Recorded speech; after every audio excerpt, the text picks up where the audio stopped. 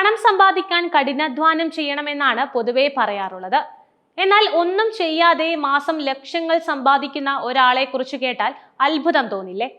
അങ്ങനെ ഒരു വിചിത്രമായ മാർഗത്തിലൂടെ ജപ്പാൻ സ്വദേശിയായ ഷോർജി മോറിമോട്ടോ വർഷം ഏകദേശം 69 ലക്ഷം രൂപ സമ്പാദിച്ച് ഞെട്ടിച്ചിരിക്കുകയാണ്. അദ്ദേഹത്തിന്റെ ജോലി എന്താണെന്നല്ലേ?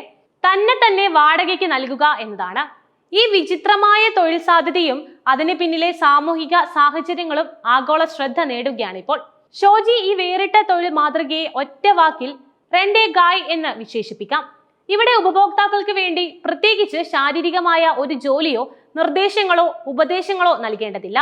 ക്ലയന്റ് പറയുന്നത് ക്ഷമയോടെ കേട്ടിരിക്കുക എന്നത് മാത്രമാണ് മോറിമോട്ടോയുടെ പ്രധാന ദൗത്യം. ക്ലയന്റിന്റെ സംഭാഷണങ്ങൾക്ക് കാതോർത്ത് ഒരു സഹാനുഭൂതിയുള്ള ശ്രോതാവായി നിലകൊള്ളുക എന്നതാണ് ഇദ്ദേഹം ചെയ്യുന്നത്. ഇത് ക്ലയന്റിന് മാനസികമായി സംതൃപ്തി നൽകുന്നു, മോറിമോട്ടോയ്ക്ക് പണം ലഭിക്കുകയും ചെയ്യുന്നു.